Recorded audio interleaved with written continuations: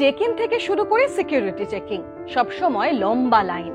বিশ্বের মধ্যে যাত্রীর সংখ্যার নিরিখে পঞ্চম কলকাতা বিমানবন্দর। আর 101 বছরে পা রাখা আমাদের কলকাতা বিমানবন্দরে দিন দিন যাত্রীর সংখ্যা বৃদ্ধি পাচ্ছে, ফলে বাড়ছে উড়ানের সংখ্যাও। তাই প্রত্যেকটি ফ্লাইট যাতে নির্দিষ্ট সময়ে ওঠানামা করতে পারে এবং যাত্রীদের যাতে কোনো অসুবিধা না হয়, তার জন্য একাধিক ব্যবস্থা নিচ্ছে এয়ারপোর্ট অথরিটি অফ ইন্ডিয়া।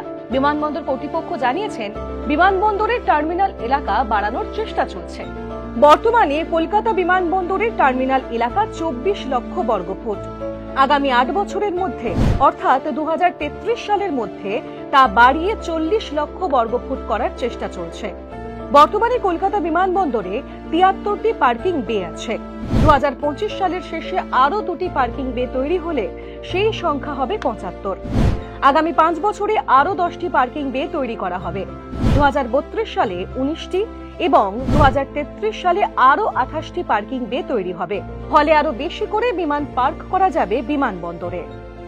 এ ধরনের আরো খবরের আপডেট পেতে অবশ্যই নজর রাখতে হবে এই সময় অনলাইনের ফেসবুক, ইউটিউব এবং ইনস্টাগ্রাম পেজে।